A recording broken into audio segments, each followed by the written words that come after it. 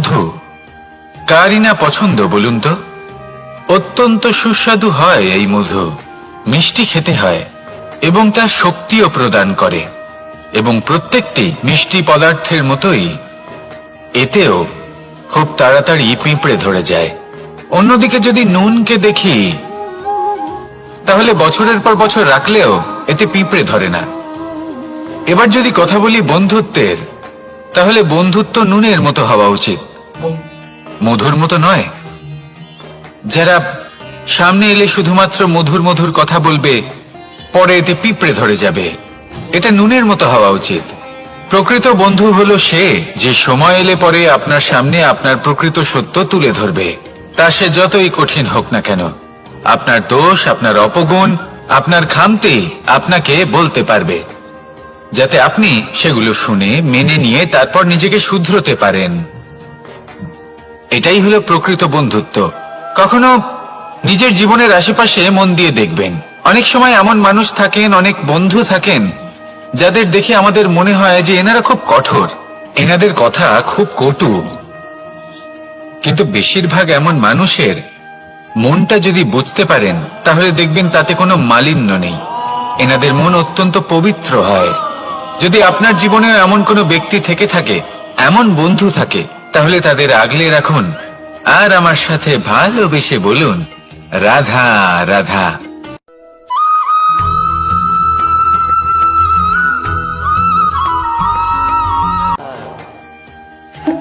কেমন আছেন আপনারা? জিজ্ঞেস করলাম এই কারণে, কারণ আজকের দিনে দাঁড়িয়ে আশেপাশে যাকেই দেখছি সে দুঃখী আর ব্যাকুল। সে ভাবে সংসারে সব থেকে বেশি দুঃখ শুধু তার জীবনেই আছে, সব থেকে বেশি সমস্যা তার জীবনেই আছে। সংসারে এমন কেউ নেই যার জীবনে কোনো সমস্যা নেই, আর সংসারে এমন কোনো সমস্যা নেই যেটার সমাধান মানুষের কাছে নেই। কিন্তু সেই সমাধান খোঁজার জন্য নিজের বন্ধ দ্বারগুলিকে খুলে এগিয়ে যেতে হবে, সাহস করে এগিয়ে যেতে হবে। কিন্তু কিছু মানুষ কি করেন, নিজের মাথায় হাত দিয়ে কোনো এক কোণায় বসে নিরাশ হয়ে নিজের ভাগ্যকে তিরস্কার করেন। না, এটা কখনোই করবেন না। কর্ম করুন, এগিয়ে যান, সাহস দেখান, আর সব থেকে জরুরি কথা, সংযম হারাবেন না। কারণ আপনার লক্ষ্য যতই কঠিন হোক না কেন, সেটা অবধি পৌঁছানোর রাস্তা আপনার পায়ের তলা দিয়ে সর্বদাই যাবে। রাধা রাধা।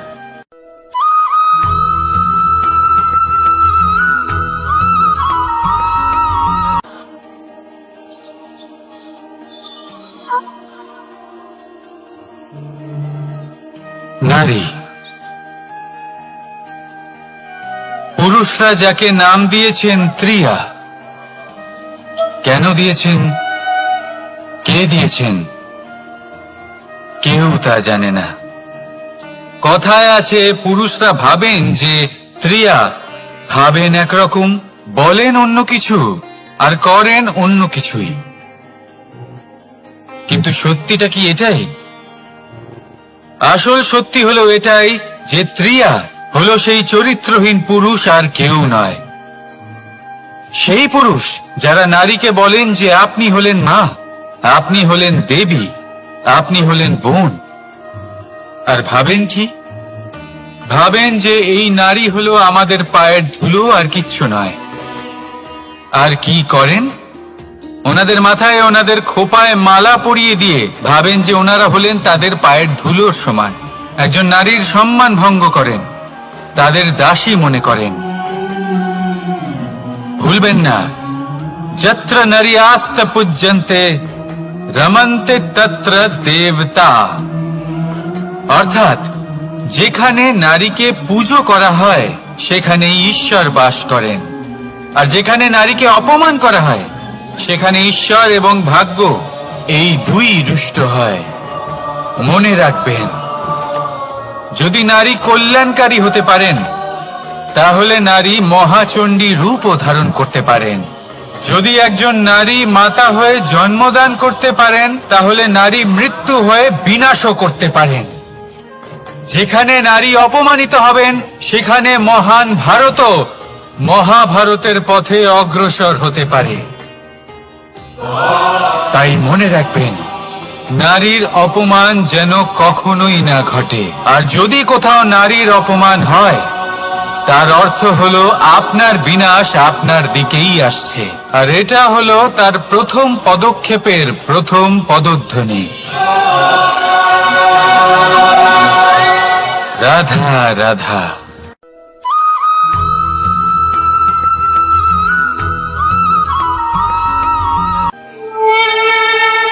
দুঃখ কি, ভয় কি, এদের কিছুটা এইভাবে ভাবা যেতে পারে।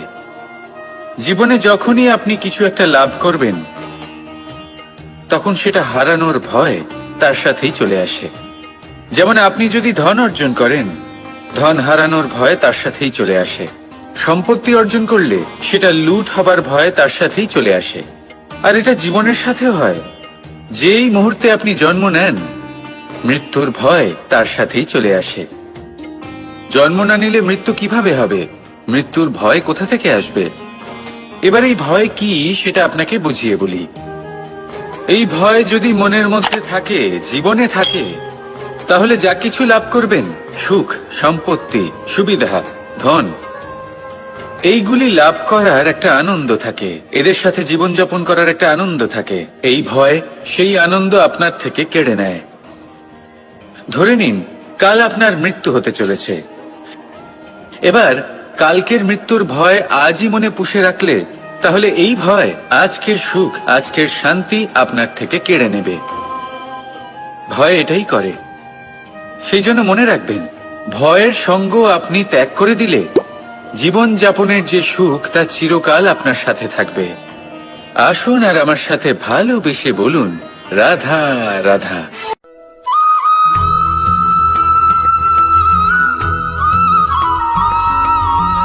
নারী জন্মসূত্রে কারোর কন্যা, ধর্মসূত্রে কারোর পত্নী, আর কর্মসূত্রে কারোর মা। আমাদের মনে এই ছবি আঁকা রয়েছে একজন নারীকে নিয়ে, তাই না? একটা অতুলনীয় ভূমিকা রয়েছে নারীদের আমাদের জীবনে, আর নারী ছাড়া আমরা কিছুই নই। কিন্তু অধিকার, সেখানে আমরা একটা ভুল করে বসি। যখন নারী একজন কন্যা থাকে, যখন সে জন্ম নেয়, তখন তার উপর অধিকার থাকে তার পিতার। আর তারপর যখন বিয়ে হয়ে যায়, তখন তার অস্তিত্বের উপর অধিকার থাকে তার স্বামীর। আর যখন তিনি মা হন, তখন নিজেই তিনি জীবনের সমস্ত অধিকার দিয়ে দেন তার সন্তানকে। কিন্তু আমরা কি কখনো এটা ভেবেছি, এই জীবন হলো তার নিজের? যে নারী সবার কল্যাণ করছেন, তার জীবনের অধিকারও তার কাছেই থাকা উচিত, তাই না? তার নিজের জীবনের সিদ্ধান্ত সে নিজেই নিতে পারেন, নিজেই নিজের ভাগ্যের রচয়িতা হতে পারেন। আর এর জন্য আমাদের নিজেদের পাল্টাতে হবে, দৃষ্টিভঙ্গি পাল্টাতে হবে।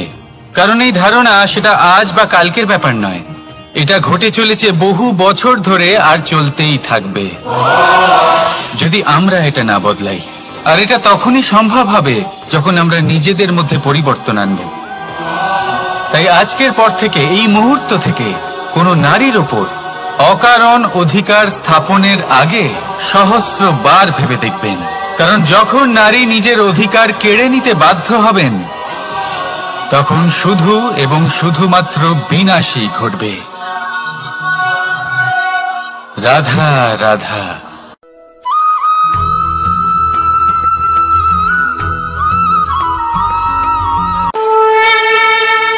দুঃখ এমন এক অনুভূতি যেটা আমরা চাই বা না চাই, আমাদের জীবনে এটা অবশ্যই আসবে। আমাদের মনকে বিব্রত করে তুলবে, আমাদের মনকে বিচলিত করে তুলবে।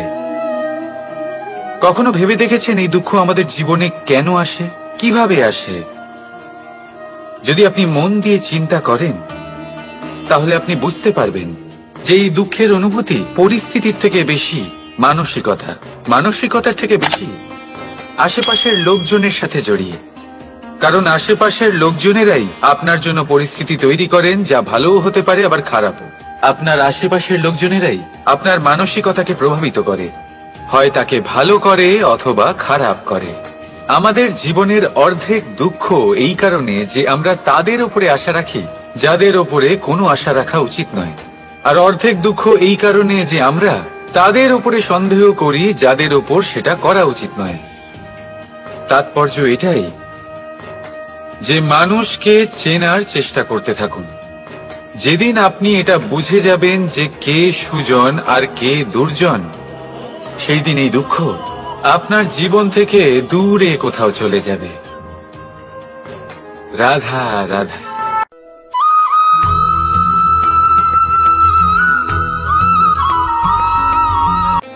প্রেম এই সংসারে এসেছিল এই সংসারকে প্রেমের শিক্ষা দেওয়ার জন্য, এই জীবনের সুখের অনুভূতি আসলে কি তা শেখানোর জন্য। কিন্তু যদি সত্যি কথা বলি, তো আমি নিজেই প্রতিদিন প্রেমের নতুন নতুন স্বরূপ দেখতে পাই, প্রেমের একটা নতুন অনুভূতি প্রত্যেক নতুন দিনে। আর তার কারণ হলো এই প্রেম অনন্ত, এ হলো দৈব। প্রেম হলো এই সংসারের সব থেকে বড় ঢাল এবং সব থেকে বড় অস্ত্র। এই প্রেম ছাড়া না কোনো ন্যায় হয় আর না কোনো শাস্ত্র, না জীবন আছে আর না অন্ত। এবার যদি এই প্রেম মনের মধ্যে বাস করতে শুরু করে, তাহলে কখনো কোনো সমস্যাই হবে না, আর যদি হয়েও থাকে তাহলে তা স্থায়ী হবে না। এই প্রেম কি না করতে পারে? এই প্রেম সমস্ত সমস্যা মিটিয়ে ফেলতে পারে, আপনার মনের মধ্যে অহংকারকেও বিনাশ করে দিতে পারে, আপনাকে সাক্ষাৎ ঈশ্বরের সাথে দেখা করাতে পারে। তাই প্রেমের দ্বারা প্রয়াস করতে থাকুন এই সংসারের প্রত্যেক মানুষকে, প্রত্যেক বস্তুকে, প্রত্যেক জীব জন্তুকে ভালোবাসবেন। আর এই প্রেমের দ্বারাই বলুন রাধা রাধা।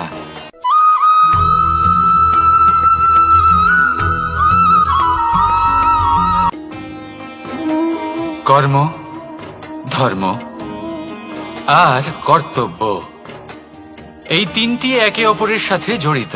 আর অনেক সময় এই তিনটি পালন করতে করতে আমাদের সেই ব্যক্তির সামনে গিয়ে দাঁড়াতে হয়, তার বিরুদ্ধেই যেতে হয় যাকে আমরা সব থেকে বেশি ভালোবাসি। কিন্তু সেইখানে এই যুদ্ধ কোনো ব্যক্তিগত যুদ্ধ থাকে না, এ হলো কর্ম, ধর্ম আর কর্তব্যের যুদ্ধ। এটা সরল নয়, অত্যন্ত কঠিন হয় তার সম্মুখীন হওয়া যাকে আমরা সব থেকে বেশি সম্মান করি। কিন্তু আমাদের তো আমাদের ধর্মের পথে চলতেই হবে, কারণ আমরা কর্মবদ্ধ, কর্তব্যবদ্ধ, আর এটাই করা উচিত। শুধু এটুকু মনে রাখবেন, যদি আপনার উদ্দেশ্য শুভ হয়, আপনার ভাবনা শুভ হয়, আপনি যদি কর্ম, ধর্ম আর কর্তব্যের পথে অগ্রসর হন, তাহলে এই প্রক্রিয়াতে যদি আপনাকে আপনার আরাধ্যেরও সামনে দাঁড়াতে হয়, তাহলেও আপনার কোনো ক্ষতি হবে না। তাহলে আসুন আর আমার সাথে ভালোবেসে বলুন রাধা রাধা।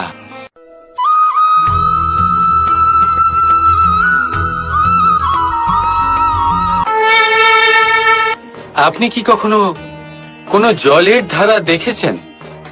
তার সামনে যতই মাটি থাকুক না কেন, যতই কাদা থাকুক না কেন, যখন এই জলের ধারা বইতে আরম্ভ করে দেয়, তখন এই কাদাকে নিজেই ধুয়ে নিয়ে যায়। ওই কাদাকে ধুয়ে দেয় এবং নিজের পথ নিজেই তৈরি করে নেয়। তাহলে আপনিও এরকম জলের মতো হয়ে উঠুন। যদি হয়ে উঠতে পারেন, তাহলে নিজের মনের, নিজের ভাবনার, নিজের জীবনের যত অনাবশ্যক তত্ত্ব আছে, অনুপযোগী অংশ রয়েছে, অর্থাৎ অপরিষ্কার অংশ রয়েছে, তা নিজে থেকেই নির্মল হয়ে উঠবে। আর যেরকম জলের ধারা কখনো থেমে থাকে না, সব সময় বয়ে চলে, সেইভাবে আপনিও কখনোই থামবেন না। সবসময় বয়ে চলুন, এগোতে থাকুন। পথে যদি অনেক বিপদ আসে, সমস্যা আসে, থামবেন না, তার উপর নিরন্তর প্রহার করুন, নিরন্তর প্রয়াস করুন আর অগ্রসর হন। আপনি ভেবে দেখুন, এই জলের ধারা কখনো থেমে থাকে না, সব সময় বয়ে চলে। বিপদের সম্মুখীন হয়ে তাকে সাথে বয়ে নিয়ে চলে। সেই জন্য জলের ধারা, প্রবাহমান এই ধারা, এর থেকে কখনো দুর্গন্ধ আসে না, এতে কখনো ময়লা জমতে পারে না, বরং পালিত হয় সুন্দর প্রাণবন্ত জীবজন্তু, যেমন সুন্দর ছোট মাছ। তাই আপনিও এটাই করুন, কখনো থামবেন না, শুধু চলতে থাকুন, জলের ধারার মতো বইতে থাকুন। আপনি আপনার লক্ষ্য অবশ্যই খুঁজে পাবেন, আর তার সাথে নিজের অন্তরের যে মালিন্য রয়েছে তা আপনি নিজেই নিজের থেকে দূরে করে দেবেন। তাহলে আসুন আর আমার সাথে ভালোবেসে বলুন, রাধা রাধা।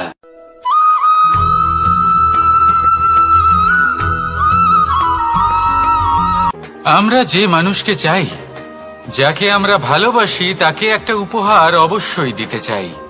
এমন এক উপহার যা ওনার ভালো লাগবে, যা শ্রেষ্ঠ হবে, অতি প্রিয় হবে, বহুমূল্য হবে, বা বলতে পারেন মূল্যবান হবে। তাই আমরা কি করি? আমরা বাজারে যাই, তার জন্য স্বর্ণ, আভূষণ, হিরে, মুক্ত এইসব নিয়ে আসি। কিন্তু এটাই কি সর্বশ্রেষ্ঠ উপহার? কখনোই না। সর্বশ্রেষ্ঠ উপহার হলো স্বাধীনতা, তাকে নিজের মনের মতো বাঁচার স্বাধীনতা। যদি আপনি কাউকে স্বাধীনতা না দিতে পারেন, তাহলে সে কোথাও না কোথাও বন্দী হয়ে যায়, তার বিকাশ কোথাও না কোথাও আটকে যায়। কিন্তু যদি আপনি কাউকে স্বাধীনতা দিতে পারেন, তাহলে আপনি দেখবেন ও সমস্ত সংসারকে, এই জীবনকে নিজের দৃষ্টিভঙ্গি দিয়ে দেখবে, বুঝবে যে কোনটা হলো উচিত আর কোনটা হলো অনুচিত, আর এটাই হলো সর্বশ্রেষ্ঠ। আর এবার যদি কাউকে স্বাধীনতার মাধ্যমে এত বড় একটা শক্তি দিতে পারেন, তাহলে আপনি আমাকে বলুন, এর থেকে বড় উপহার আর কি হতে পারে? আসুন আর আমার সাথে ভালোবেসে বলুন, রাধা রাধা।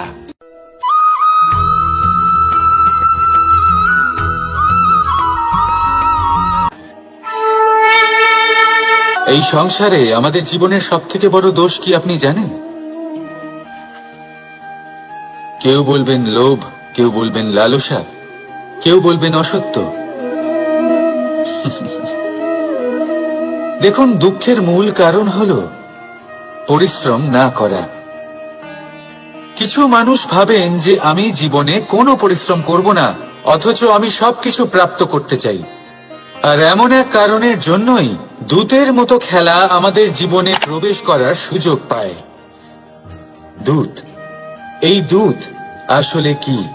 দূত অর্থাৎ কোনো পরিশ্রম ছাড়াই অন্য কেউ পরিশ্রম করে যা অর্জন করেছেন, যে সুখ সুবিধা অর্জন করেছেন, তা নিজের জন্য শুধুমাত্র একটা খেলার মাধ্যমে নিজের করে নেবার ইচ্ছে। আর এই ইচ্ছে অত্যন্ত বিনাশকারী হতে পারে।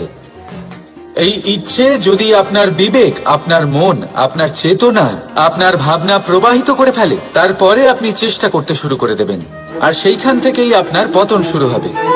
এই চেষ্টা করবেন যে অন্য কারোর জীবনের সমস্ত ধন, তার সমস্ত জীবন সম্পূর্ণভাবে নিজের করে নেওয়া। কারণ প্রথমে আশা জাগ্রত হয়, আর এই আশা হতাশায় পরিণত হতে সময় লাগে না। এই হতাশা কুণ্ঠায় পরিণত হতে সময় লাগে না, কুণ্ঠা লোভে পরিণত হতে সময় লাগে না, আর এই লোভ প্রতিশোধ স্পৃহাতে পরিণত হতে সময় লাগে না। আর যখন এই সব কিছু হয়, আপনি দুষ্ট হয়ে যান। আর সবাই জানেন যে প্রত্যেক দুষ্ট ব্যক্তির পতন হলো অবশ্যম্ভাবী। তাই নিজেকে দূতের থেকে দূরে রাখুন আর পরিশ্রমকে নিজের কাছে টেনে নিন। জীবনে আপনার যা যা স্বপ্ন রয়েছে, যা আপনি করতে চান, শুধুই পরিশ্রম দ্বারা অর্জন করুন। তাহলে তাই করুন, আর আমার সাথে ভালোবেসে বলুন, তাহলে দুঃখের সময়, তার সংকটের সময় তাকে সঙ্গ দিন আর পাশে এসে দাঁড়ান। এই মন প্রসন্ন হয়ে বলবে, রাধা রাধা।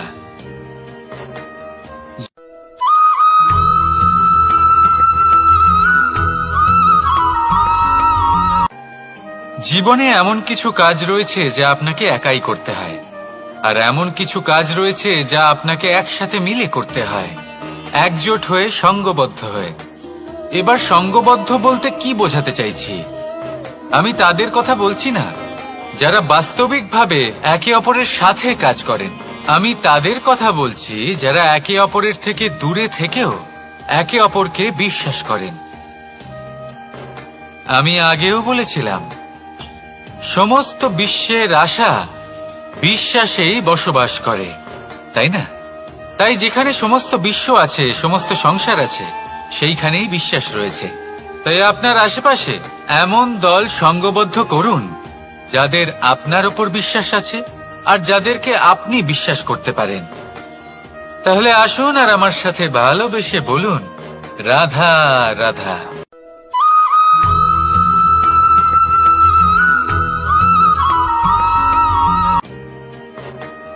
জীবনে সবথেকে বেশি গুরুত্বপূর্ণ বস্তু কি? বাড়ি, বাহন, সোনা, ধন। যদি আমি সত্যি বলি তাহলে জীবনে সবথেকে বেশি গুরুত্বপূর্ণ বস্তু কোনো বস্তুই নয়। যদি কিছু গুরুত্বপূর্ণ থাকে তাহলে তা হলো অনুভূতি, করুণা, মিত্রতা, মাতৃত্ব, বাৎসল্য, আর সবথেকে বেশি গুরুত্বপূর্ণ ভালোবাসা। নিজেদের এই জীবনে যদি আপনি শুধুমাত্র বস্তুর খেলাতে মেতে থাকেন তাহলে জীবনে আনন্দ কখনোই থাকবে না। নিজের এই জীবনকে অনুভূতির পীঠস্থান বানিয়ে তুলুন। এই মন প্রসন্ন হয়ে বলবে, রাধা রাধা।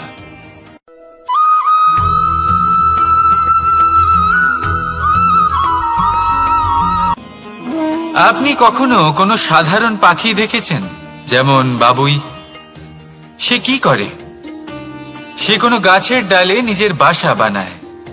এবার সেইখানে বাসা বানানো সহজ ব্যাপার, কারণ সামগ্রী আশেপাশেই পাওয়া যায়।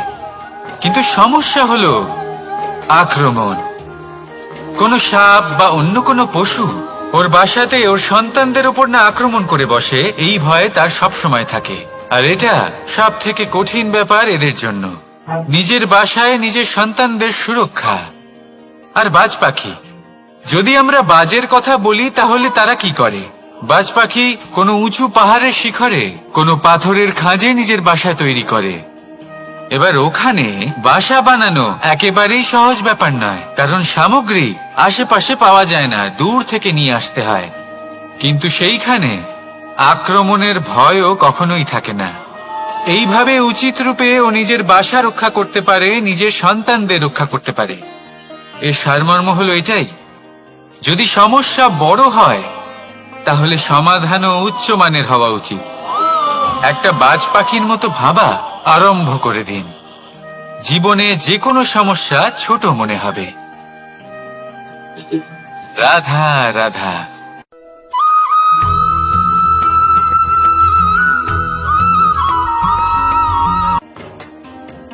যখনই কোনো ঘূর্ণিঝড় আসে, কোনো প্রলয়ে আসে, তখন দেখবেন তা কত বৃহৎ প্রভাব ফেলে, কত বড় বিনাশ ঘটায়, বিধ্বংস সৃষ্টি করে।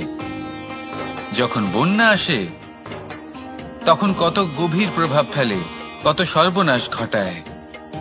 নদীর পাড়ও ভেঙে বয়ে নিয়ে যায়। সেখানে কোনো গাছকে দেখুন, শান্তভাবে দাঁড়িয়ে থাকে, চুপ করে, আর নিজের কাজ করে, ছায়া প্রদান করে, ফল প্রদান করে, কোনো শব্দ না করেই নীরবে কর্ম করে। যদি নদীর কথা বলি, নদী যখন বয়ে চলে খেতে জল প্রদান করে, বনস্পতিদের প্রাণ প্রদান করে, আমাদের পানীয় জল দেয়। এত মহান কাজ করে কোনো শব্দ না করে, নীরবতার সাথে। এ হলো এক শিক্ষা যে এই সংসারে যারাই মহান কর্ম করেন তারাই নীরব থেকে সেই কর্ম করতে থাকেন, কারণ ওনারা জানেন যে গুরুত্বপূর্ণ প্রচার নয় বরং কর্ম। আর যারা রুদ্রের সাথে থাকেন, কোলাহল করেন, তারা শুধুমাত্র ধ্বংসই করেন। এবার আপনি মৌন থেকে শুধুমাত্র কর্ম করে মহান হতে চান, নাকি রুদ্রের সাথে থেকে বিধ্বংস ঘটাতে চান? সিদ্ধান্ত আপনারই। আসুন আর আমার সাথে ভালোবেসে বলুন, রাধা রাধা।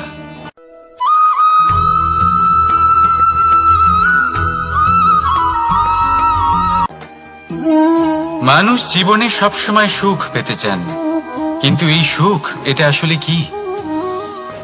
এই সুখের আসল রূপ কি? আমি বলি সুখের আসলে দুটি রূপ হয়, বাহ্যিক সুখ, আত্মিক সুখ। আর এটা ঠিক তেমনই হয় যেরকম আমাদের শরীরের সাথে জড়িত ছায়া আর আমাদের শরীরের মধ্যে বসবাসকারী আত্মার। যদি ছায়ার কথা ভেবে দেখেন তাহলে বুঝতে পারবেন আমাদের শোবার সময় ভোরবেলা এই ছায়া অনেক বড় হয়ে যায়। যখন এই সূর্য মাথার উপরে চলে আসে তার তাপ বেড়ে যায়, তখন এই ছায়া ছোট হয়ে যায়। আর যেই অন্ধকার নেমে আসে এই ছায়া আপনার সঙ্গ ত্যাগ করে। এরকমই হয় বাহ্যিক সুখ। আর এবার কথা বলি আমাদের শরীরের মধ্যে বসবাসকারী এই আত্মা। এই আত্মা কখনো আমাদের সঙ্গ ত্যাগ করে না, সব সময় আমাদের সাথে জড়িয়ে থাকে। এরকমই হয় আত্মিক সুখ, যা সব সময় আমাদের সাথে থাকে। আত্মিক সুখ কারোর সেবা করে, আত্মিক সুখ কাউকে সাহায্য করে, আত্মিক সুখ প্রেম বোধের, যা কখনো আমাদের সঙ্গ ত্যাগ করে না। সেখানে বাহ্যিক সুখ, যতক্ষণ আপনি সম্পন্ন কিছু মানুষ এবং সুবিধার সাথে আছে, এই বাহ্যিক সুখ আপনার সাথে থাকবে। সম্পন্নতা চলে গেলে, মানুষজন চলে গেলে, সুখ সুবিধা চলে গেলে বাহ্যিক সুখও চলে যায়। তাহলে এই আত্মিক সুখ খুঁজে নিন এবং সেই সুখের সাথেই বলুন রাধা রাধা।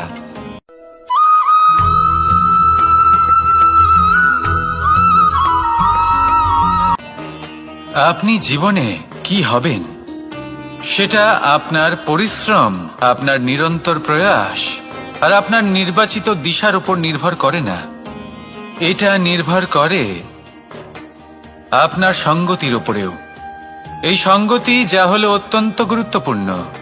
প্রকৃতিও আমাদের এটাই শেখায় বিভিন্ন উদাহরণ দিয়ে। যদি আপনাকে একটা উদাহরণ দিই, কখনো বাতাসের প্রবাহ লক্ষ্য করবেন। এই বাতাসের প্রবাহ যখন কোনো পুষ্পকে স্পর্শ করে সেও সুগন্ধে পরিপূর্ণ হয়ে যায়। এই বাতাসের প্রবাহ যখন কোনো নালীর উপর দিয়ে প্রবাহিত হয় তখন সেও সুগন্ধহীন হয়ে যায়। এই সঙ্গতির প্রভাব যা মানুষকে কোথা থেকে কোথায় নিয়ে যেতে পারে আপনি জানতেও পারবেন না।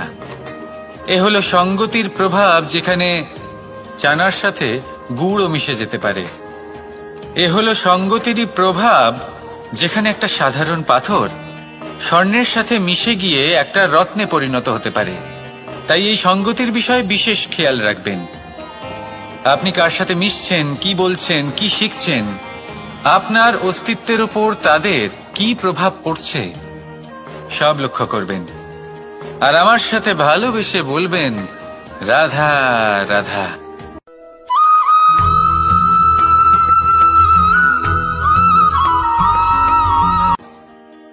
মানুষ এক অত্যন্ত বিচিত্র প্রাণী।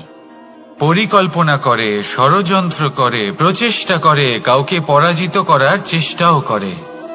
সাপকে একটা দড়ি মনে করে হাতে চেপে ধরার চেষ্টা করে, কিন্তু একটা কথা বুঝতেই পারে না, সময়ের এই সাপ এটা হাতে চেপে ধরাই যায় না।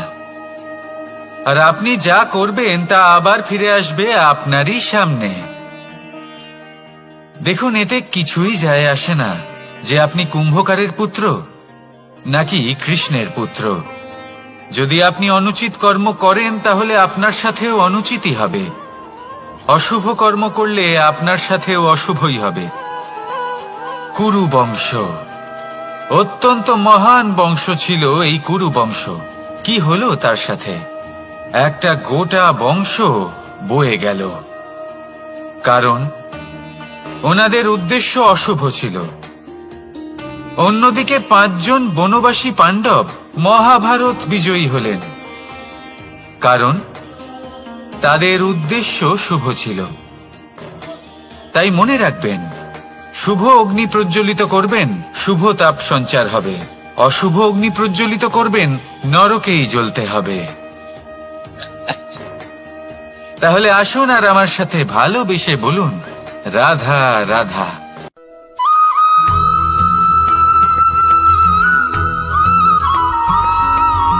অগ্নি চতুর্থ তত্ত্ব, সব থেকে বেশি গুরুত্বপূর্ণ কিন্তু তার থেকেও বেশি ভয়াবহ। কখনো অগ্নিকে নিয়ন্ত্রিত রূপে উনুনে জ্বলতে দেখেছেন? এই অগ্নি আমাদের খাবার বানাতে সাহায্য করে, যা আমাদের শক্তি প্রদান করে। কিন্তু এই অগ্নি যখন বিচলিত হয়ে, অনিয়ন্ত্রিত হয়ে কোনো বনের আগুন হয়ে ওঠে, তখন মহা বিনাশ ঘটে যায়। আপনারই অন্তরের ঊর্জা হলো এই অগ্নি। এটা আপনার শক্তিও, আপনার ক্রোধ। একে ব্যবহার কিভাবে করবেন তা আপনারই হাতে। যদি কোনো ব্যক্তি নিজের অন্তরের এই ঊর্জাকে ব্যবহার করেন শক্তির রূপে, তাহলে সে বিকাশ ঘটাতে পারে, নির্মাণ ঘটাতে পারে। কিন্তু যদি কোনো ব্যক্তি তার অন্তরের ঊর্জাকে বিধ্বংসী অস্ত্র বানিয়ে ফেলেন, তাহলে নিশ্চিত রূপে মহা বিনাশ ঘটতে পারে, যাতে বিনাশ তারও অবশ্যই হবে। অনেক বছর পূর্বে এমনই এক আগুনের দ্বারা এই সুন্দর পৃথিবীর নির্মাণ হয়েছিল। আর অনেক বছর পূর্বে এমন এক আগুনেই সমস্ত জীব এবং সংসার বিলুপ্ত হয়ে গেছিল। এবার আপনি আপনার অন্তরের ঊর্জা দ্বারা বিনাশ ঘটাতে চান নাকি নির্মাণ ঘটাতে চান, সেই সিদ্ধান্ত আপনারই। আসুন আমার সাথে ভালোবেসে বলুন, রাধা রাধা।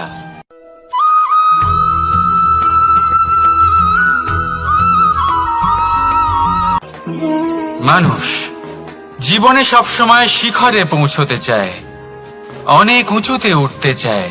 আর তার জন্য তারা কি না করে, পরিকল্পনা করে, ষড়যন্ত্র করে, প্রার্থনা করতে থাকে, আবার কারোর কাছে সাহায্যও চায়। কিন্তু এত কিছু করা সত্ত্বেও অনেক সময় মানুষ শিখরে পৌঁছতে পারে না। যদি পৌঁছেও যায়, তাও খুব তাড়াতাড়ি নিচে নেমে আসে। এর কারণ কি?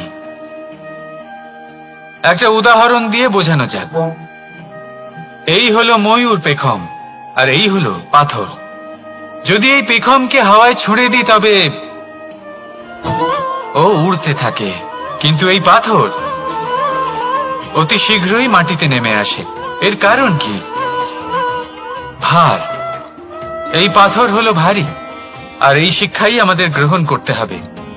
ঠিক এইভাবেই যদি আমাদের মন দ্বন্দ্ব আর অহংকার দ্বারা পরিপূর্ণ হয়ে থাকে, তাহলে তা কখনোই শিখরে পৌঁছবে না।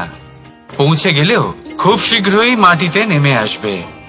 তাই এই মনকে হালকা করতে শিখুন, অহংকারকে, এই হিংসাকে ত্যাগ করুন।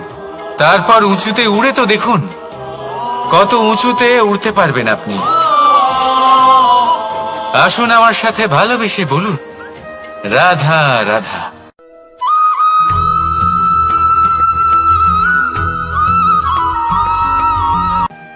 কখনো কখনো এমন হয়, আমরা আমাদের বাড়ির উঠোনে বীজ বপন করি, আর তা বিকশিত হয় একটা সুন্দর বৃক্ষে। তার শাখাগুলি প্রতিবেশীর বাড়ি পর্যন্ত পৌঁছয়। ফলের বর্ষণ প্রতিবেশীর বাড়িতেও হয়ে থাকে। আর আমরা ভাবি গাছ আমরা উৎপন্ন করব, আর ফল খাবেন আপনারা। এই কেমন কথা হলো? আপনাকে এই কথা বুঝতে হবে যে এসব হলো ভৌতিক বস্তু, সাংসারিক বস্তু। কখনো নিজের বাড়ির বাগানে ভালোবাসার গাছ বপন করে দেখুন। তার শাখাও প্রতিবেশীর বাড়ি পর্যন্ত পৌঁছবে, ফলের বর্ষণ সেখানেও হবে। কিন্তু সেই ফল চাইতে আপনাকে যেতে হবে না। সেই ফল দ্বিগুণ মাত্রায় আবার আপনার কাছেই ফিরে আসবে। তাই নিজের বাড়িতে আর নিজের মনে ভালোবাসার গাছ উৎপন্ন করুন। এই জীবন প্রসন্ন হয়ে বলবে, রাধা রাধা।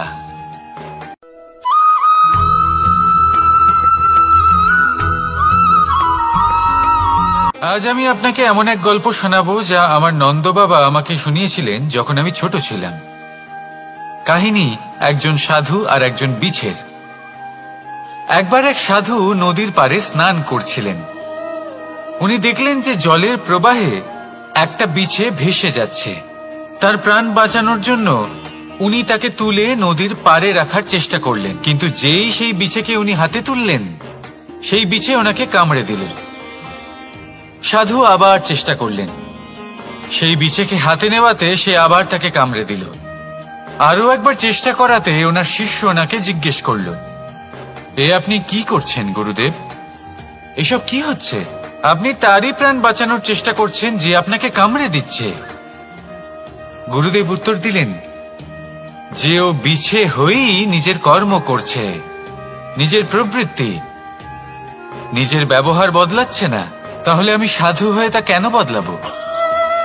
এর তাৎপর্য হলো সরল, যে সংসারে কিছু মানুষ আছেন যারা হয়তো খারাপ, দুষ্ট প্রকৃতির, আর হয়তো তারা কখনোই বদলাবেন না, কখনোই কোনো পরিবর্তন আসবে না। কিন্তু তার মানে এই নয় যে আমরা আমাদের কর্ম করা ছেড়ে দিই, আমরা আমাদের প্রচেষ্টা ছেড়ে দেব। আগে না, আমাদের তো করতেই হবে, কারণ ইতিহাস সাক্ষী আছে যে এই চেষ্টা এই সংসারের ধারাকেও বদলে দিতে পারে। তাহলে আপনিও আসুন আর আমার সাথে ভালোবেসে বলুন, রাধা রাধা।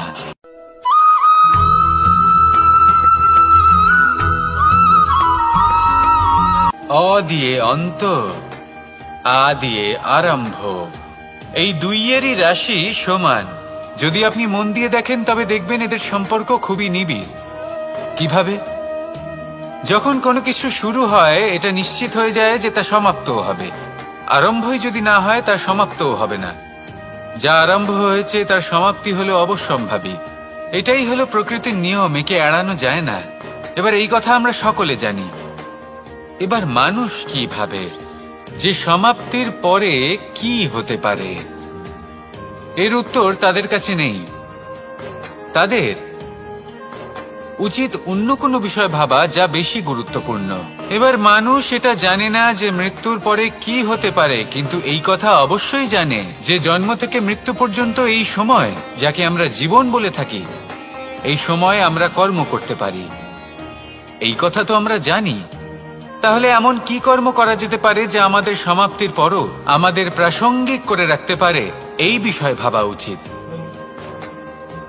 যে জন্মগ্রহণ করেছে তার মৃত্যু হবেই, এটা সাধারণ বিষয়। কিন্তু ইতিহাস আজও সেই সকল মানুষজনকে স্মরণ করেন যাদের এই সংসার তাদের মৃত্যু নয়, বরং তাদের জীবনকালে যে কর্ম তারা করেছেন তার দ্বারা মনে রাখেন। সেই কর্মের কারণে এই সংসারে তাদের নাম, তাদের কর্ম, তাদের ব্যক্তিত্ব, তাদের কীর্তি অমর হয়ে থাকে এবং থাকবে। আপনার কাছে এতটা সময় নেই যতটা আপনার মনে হচ্ছে আপনার কাছে আছে। সেই জন্য যত শীঘ্র সম্ভব শ্রেষ্ঠ কর্ম করুন, যতটা পারবেন ততটা অধিক সুকর্ম করুন। এই সংসারে নিজেকে অমর করে তুলুন আপনার মৃত্যুর পরেও। আর আমার সাথে ভালোবেসে বলুন, রাধা রাধা।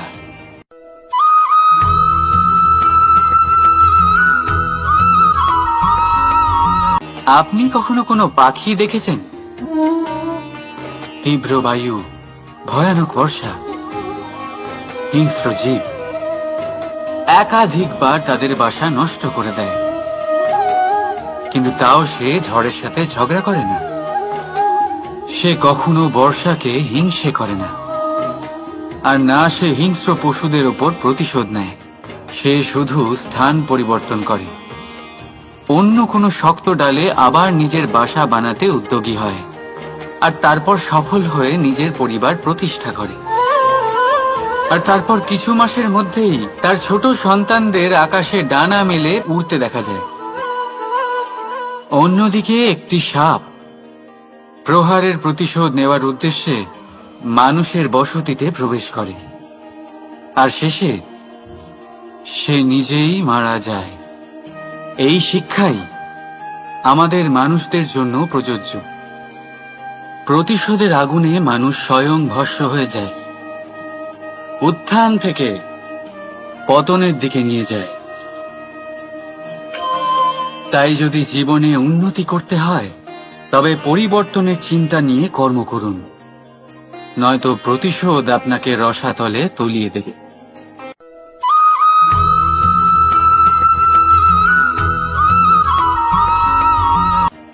ওমা, এ কি? আমি কখন থেকে এখানে অপেক্ষা করছি, হাত পেতে দাঁড়িয়ে রয়েছি যাতে একটা ফল আমার হাতে এসে পড়ে এবং সেটা আমি খেতে পারি। কখন থেকে অপেক্ষা করছি, কিন্তু সেটা হচ্ছেই না। এবার আপনি বলবেন যে এসব কি বলছি, এ কি অদ্ভুত কথা বলছি।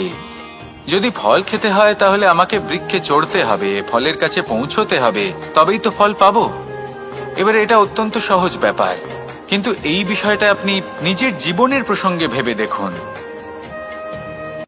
লক্ষ্য কোথায় আছে আপনি জানেন, সেই লক্ষ্যে পৌঁছানোর পথ কি সেটাও আপনি জানেন, সেই পথে চলার ক্ষমতাও আপনার রয়েছে, কিন্তু তাও আপনি নিজের লক্ষ্য লাভ করতে পারছেন না।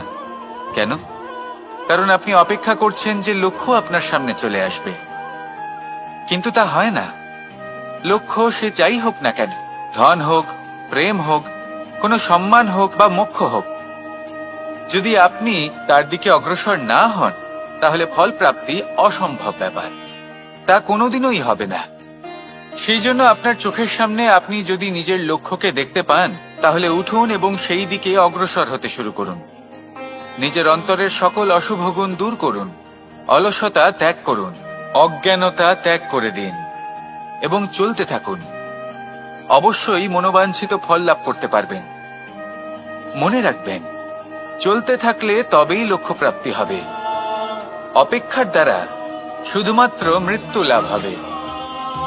আসুন আমার সাথে ভালোবেসে বলুন, রাধা রাধা।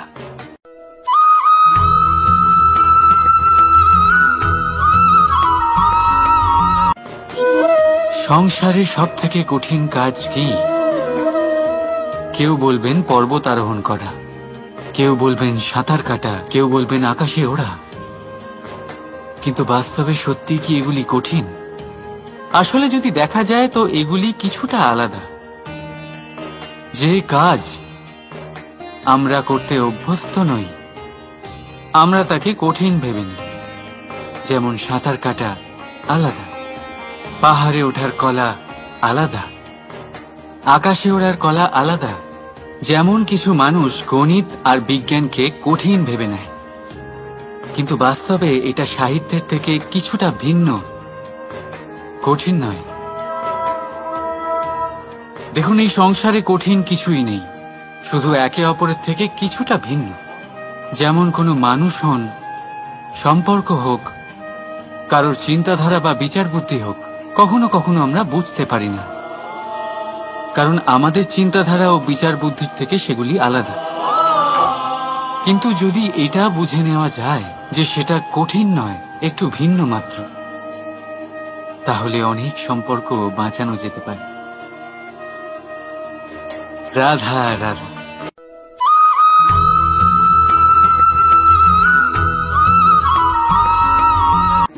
পাখি কখন জন্ম নেয়, কখন উড়তে শেখে, কখন বাসা বানাতে শেখে, কখন নিজের মৃত্যু লাভ করে, এসব আমাদের মধ্যে কেউ জানি না। কিন্তু পাখি একটা কথা খুব ভালো করে জানে, যে এই সংসারে ও যা কিছুই করুক না কেন, এই সংসারে ওকে নিয়ে কিচ্ছু যায় আসে না। এবার আমরা কি করি? কোনো কাজ করার আগে আমরা এটা ভাবি যে এই সংসার যদি আমাকে দেখে ফেলে তাহলে কে জানে এই সংসার কি ভাববে, আমার প্রতিচ্ছবি কেমন তৈরি হবে কে জানে, কে জানে কি হবে আদি ইত্যাদি। এই সব ভাবনায় আমরা মগ্ন হয়ে যাই, কিছুটা এমন ভাবে মগ্ন হই যে বর্তমানের কর্মের এই জীবনের যাত্রাপথে সেই সময়ের আনন্দ উপভোগ করতে ভুলে যাই।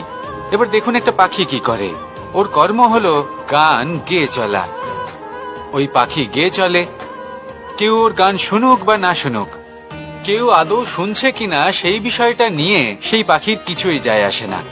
সেই পাখি নিজের কর্ম করতে থাকে। হয়তো সেই জন্যই আপনি কখনো কোনো পাখিকে কাঁদতে দেখবেন না। এরকমই আপনাকে নিজেকে গড়ে তুলতে হবে। প্রথমে নিজেকে জিজ্ঞেস করুন, এই যে কর্ম আমি করতে চলেছি সেটা কি উচিত?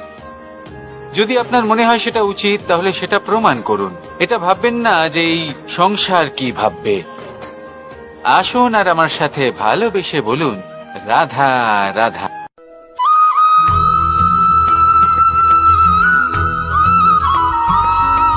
জীবনকে রথ বলা হয়, কিন্তু কেন? এখন আপনি বলবেন এই জন্য কারণ জীবনও ঠিক রথের মতোই চলতে থাকে। কিন্তু আপনি কখনো এই রথকে বোঝার চেষ্টা করেছেন? এই রথে সামনে ঘোড়া থাকে আর পিছনে চাকা। এই ঘোড়া হলো আপনার কর্ম, আর এই চাকা কর্মফল।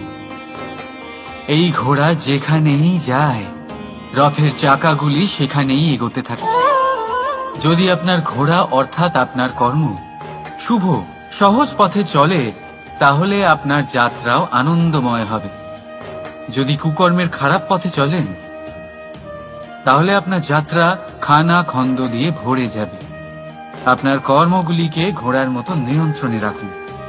ফলের চাকা সর্বদাই আপনাকে মধুর পরিণামই দেবে। রাধা রাধা।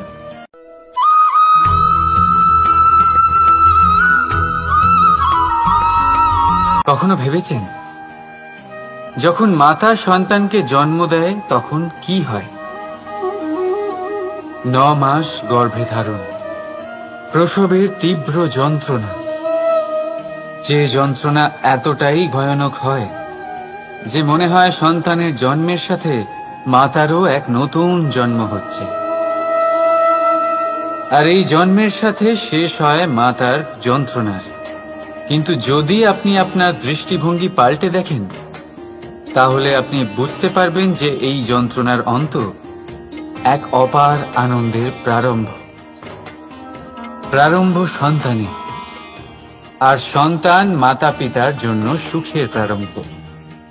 জীবনের সাথে এটাই হয়। আমরা কখনো কখনো কোনো সম্পর্ক বা পরিস্থিতির যন্ত্রণার অন্তের জন্য এত বিচলিত হয়ে যাই যে সেই আনন্দের প্রারম্ভ আমরা দেখতেই পাই না। মনে রাখবেন, যন্ত্রণা আনন্দের প্রারম্ভের লক্ষণ মাত্র। রাধা রাধা।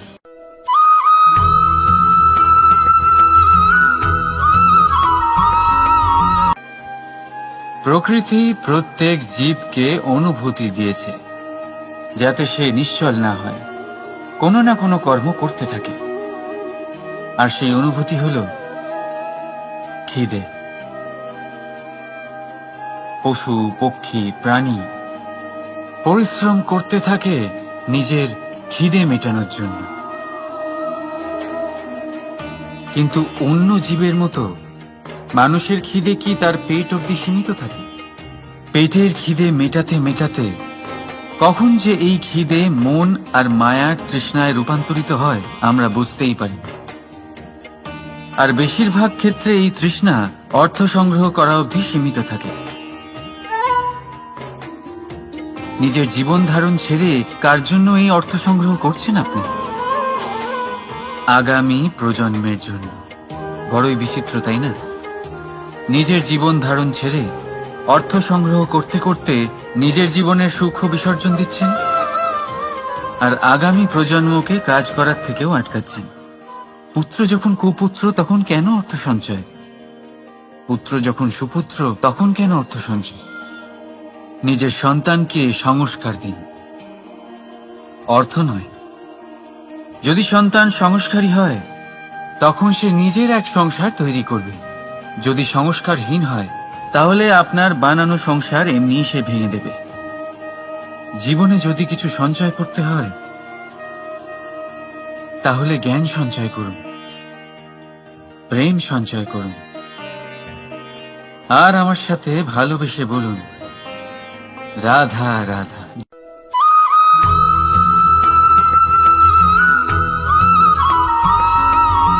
নদীর জল মিষ্টি হয়, আর সাগরের জল হয় নোনতা। আর কোনো নালার জল দুর্গন্ধে ভরা হয়। কেন? নদীর জল মিষ্টি হয় কারণ সে সকলকে জল দেয়। সাগর জল নেয়, আর তাই জন্য নোনতা হয়। আর নালা সে বওয়া বন্ধ করে দেয়, আর সেই কারণেই তা দুর্গন্ধময় হয়ে ওঠে, সে কাজের অযোগ্য হয়ে ওঠে। আমাদের জীবনেও অনেকটা এমনটাই হয়ে থাকে। যদি নদীর মতন জীবনে কিছু দিতে শেখেন, তাহলে জীবনে মিষ্টত্ব বজায় থাকবে। যদি সাগরের মতন ভাগ দেওয়ার বদলে শুধু সঞ্চয় করতে থাকেন, তাহলে মনে তিক্ততা ভরে থাকবে। আর যদি নালার মতন বওয়া বন্ধ করে দেন, কর্ম করা ছেড়ে দেন, তাহলে কাজের অযোগ্য হয়ে যাবেন। আর সেই জন্য কোনো বিশ্রাম ছাড়াই কর্ম করতে থাকুন। আর যা কিছু আপনার কাছে আছে তাকে ভাগ করতে শিখুন। মন প্রসন্ন হয়ে বলবে, রাধা রাধা।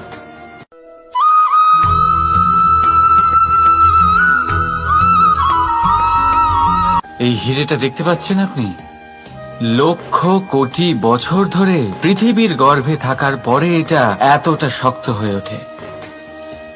কিন্তু যখন খনি থেকে একে বের করা হয়, এটি কয়লার মতোই থাকে, সাদা, শক্ত, নিস্তেজ।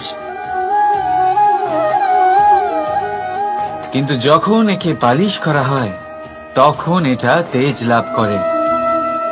আর ঠিক তখনই এর মূল্য বৃদ্ধি পায়। সংসারে মানুষের সাথেও ঠিক এমনটাই হয়ে থাকে। মানুষের বুদ্ধি, মেধা, অভিজ্ঞতা সেই বছরগুলোর জন্য বৃদ্ধি পায় না যে বছরগুলো আমরা জীবনে কাটিয়েছি, বরং সেই মুহূর্ত থেকে ফুটে ওঠে যখন আমরা কষ্টের সম্মুখীন হয়েছি, বিপদের সম্মুখীন হই, সংকট পেরিয়েছি, ছলনা আর ক্লেশ সহ্য করেছি। এই জন্য যদি আপনার জীবনে আপনি সংকটের সম্মুখীন হন, বিপদ আসে, কষ্ট আসে, তাতে একেবারেই ভয়ভীত হবেন না। তাকে আহ্বান জানান, কারণ এই পরিস্থিতিগুলোই আপনাকে অভিজ্ঞতা দেবে, যা আপনাকে উন্নত করবে। রাধা রাধা।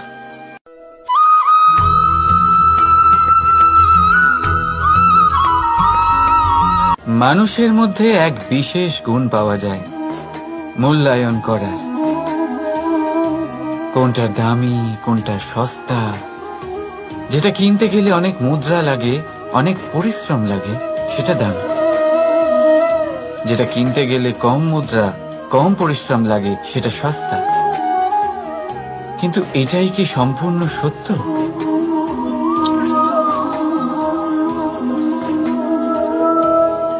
এখন আপনার সামনে একটা পাত্র আছে যাতে জল ভরা আছে, আর একটা সোনার মুদ্রা।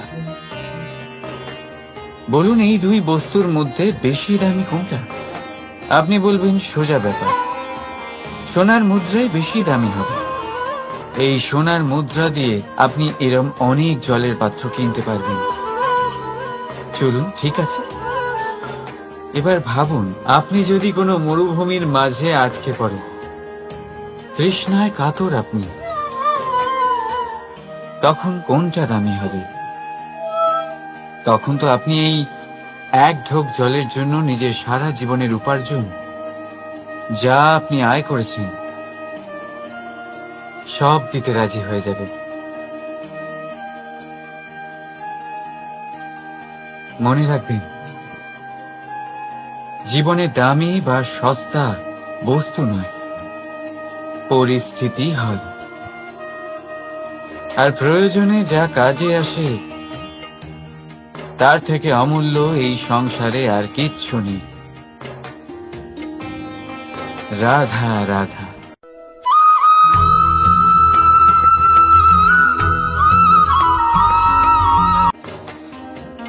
এই পদ্ম ফুল দেখতে পাচ্ছেন আপনি? এটার একটা বিশেষত্ব আছে। জলের স্তর যতই বেড়ে যাক, এই ফুল সব সময় জলের ওপরেই ভাসে। আর এর কারণ হচ্ছে এর এই মৃণাল। যখনই জলের স্তর বাড়ে, ঠিক তখনই এই মৃণালও বাড়ে, আর এই ফুলকে জলের ওপরে ভাসিয়ে রাখে। কিন্তু যখন জল কমে যায়, এই মৃণাল কমতে পারে না, আর তখনই নিজের সাথে এই ফুলকেও নষ্ট করে দেয় সে। মানুষের সাথেও এরকমই হয়। দেখুন, মানুষ যত সমৃদ্ধ হতে থাকে, ততই তার জীবনের স্তর বাড়তে থাকে, তার ইচ্ছেগুলো, তার প্রয়োজন বাড়তে থাকে। কিন্তু জীবনে কৃতিত্ব কমতে থাকলেও তার প্রয়োজনগুলো কমে না। আর তারপর এই পদ্মের মতোই মানুষও ভেঙে পড়ে। তাহলে কি করা যায়? কি করা যায় এই পরিস্থিতিতে? জীবনের স্তর বাড়ানো ছেড়ে দেবেন? কখনো না। কিন্তু জীবনের স্তর বাড়ানোর সাথে সাথে নিজের আত্মশক্তি একত্রিত করুন। সংকটের মুহূর্ত এলে আপনি আপনার জীবন কিভাবে কাটাবেন তার অনুশীলন করুন। কারণ জীবনের স্তর আর জলের স্তর বাড়বে আর কমবে, কিন্তু এটা আপনার উপর নির্ভরশীল যে আপনি এই দুইয়ের মধ্যে সমতা কি করে ধরে রাখবেন। রাধা রাধা।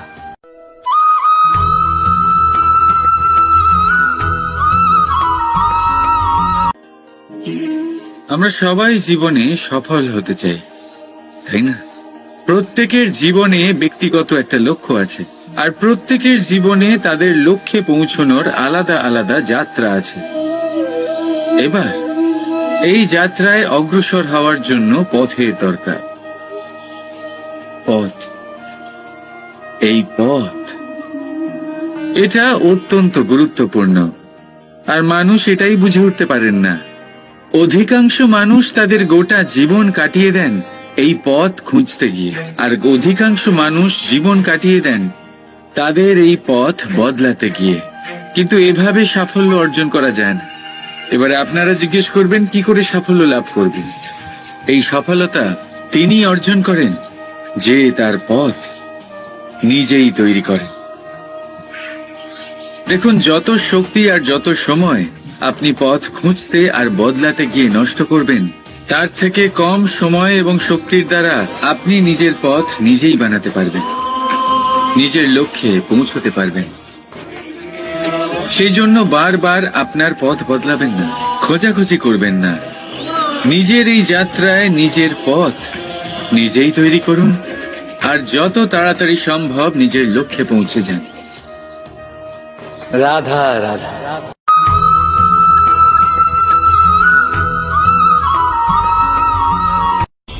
আমাদের জীবনে আমরা যখনই এমন কোনো মানুষের সাথে পরিচিত হই যে বয়সে, পদে এবং আর্থিক দিক থেকে আমাদের থেকে পিছিয়ে, তখন আমরা সবাই খুব হীন নজরে তাদের দিকে দেখি। মনেই করি না যে সেই ব্যক্তির নিজস্ব একটা অস্তিত্ব রয়েছে, তার নিজেরও একটা মাহাত্ম্য রয়েছে। আমাদের মনেই হয় না যে আমাদের সামনে দাঁড়িয়ে থাকার যোগ্যতা আছে তাদের।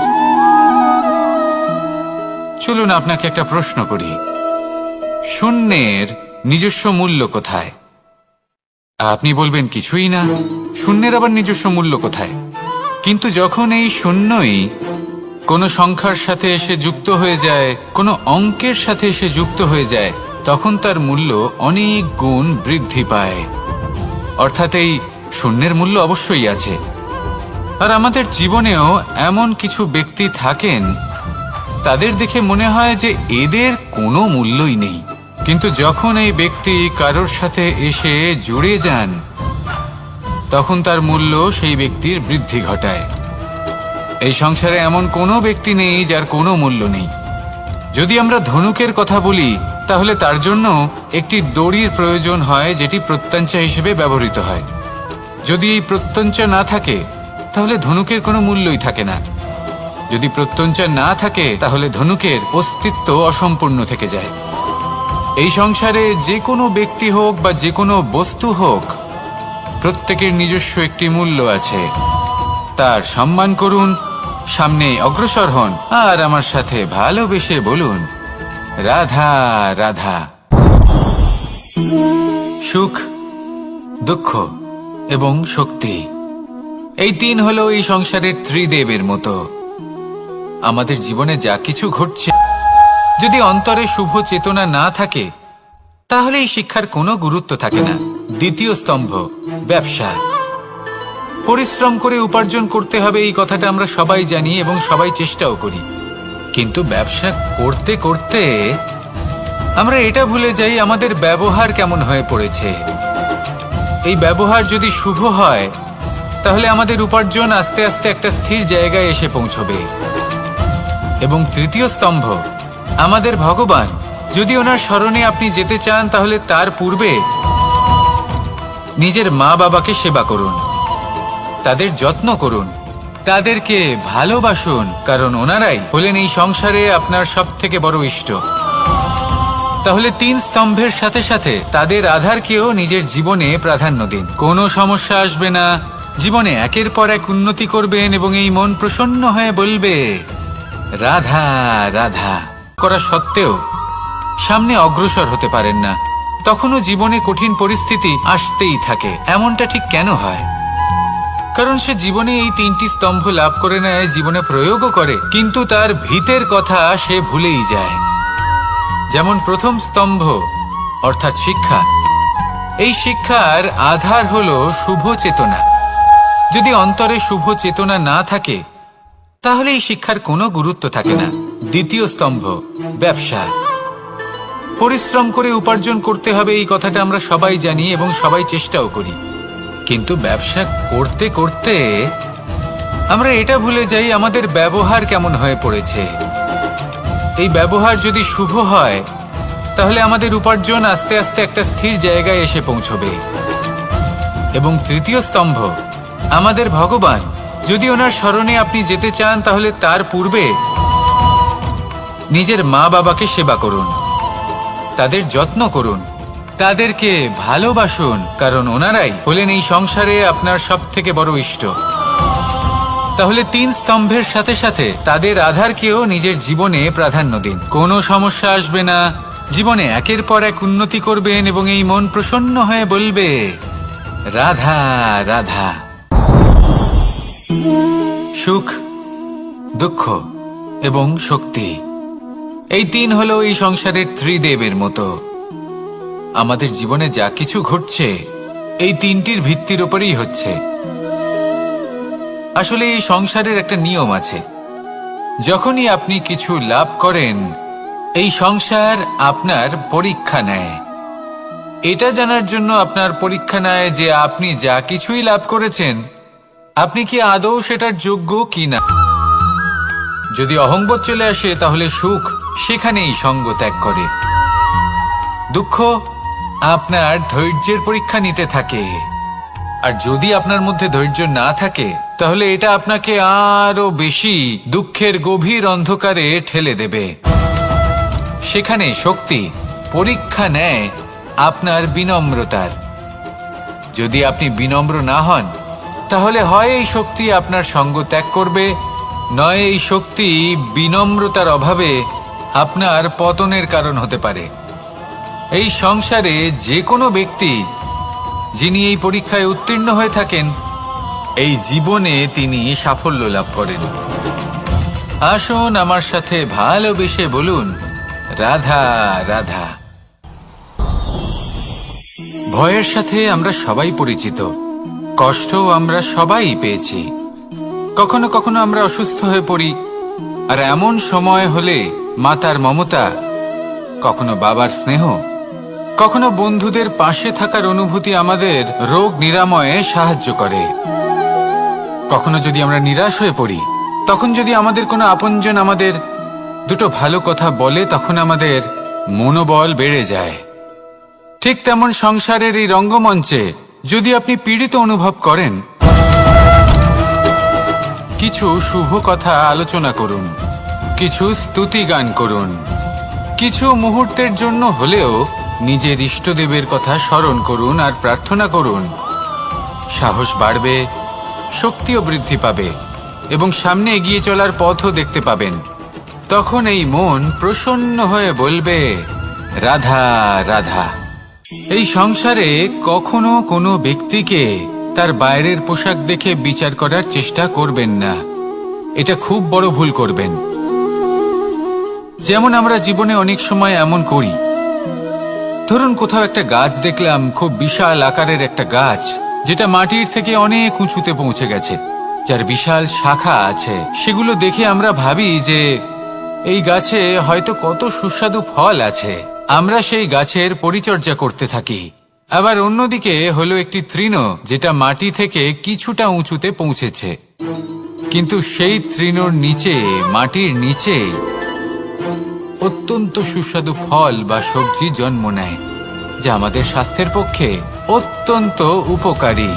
সেই জন্য কখনো আবরণ দেখে কাউকে বিচার করতে চেষ্টা করবেন না। তার বদলে এটা বোঝার চেষ্টা করুন যে আপনার সামনে যে ব্যক্তি আছে বা বস্তু আছে তার বিশেষত্ব কি।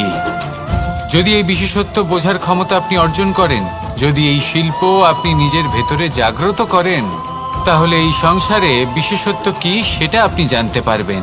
আর এই সমস্ত খেলা দৃষ্টি থেকে নয়, দৃষ্টিভঙ্গি থেকে জন্ম নেয়। দৃষ্টিভঙ্গি সবসময় শুভ রাখুন আর আমার সাথে ভালোবেসে বলুন, রাধা রাধা। যখন আমরা কোনো বনে প্রবেশ করি, তখন এই সবুজ ঘাস দেখে, এই কোমল ঘাস দেখে আমাদের মন প্রফুল্ল হয়ে ওঠে।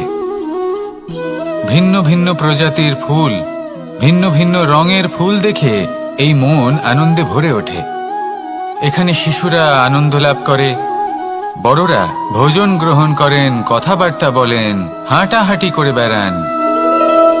এবার ভেবে দেখুন, যখন এই উপবনের নির্মাণ হয়েছিল সেই সময় যদি এই মাটিকে সঠিকভাবে খনন না করা হতো, যদি তাতে সঠিকভাবে বীজ রোপণ না করা হতো, যদি কোনো সংঘর্ষ না হতো, পরিশ্রম না করা হতো, যদি চলতে চলতে পায়ে কাঁটা না বিঁধে যেত, তাহলে এই সুন্দর বন দেখে আমরা কি এই আনন্দ লাভ করতে পারতাম?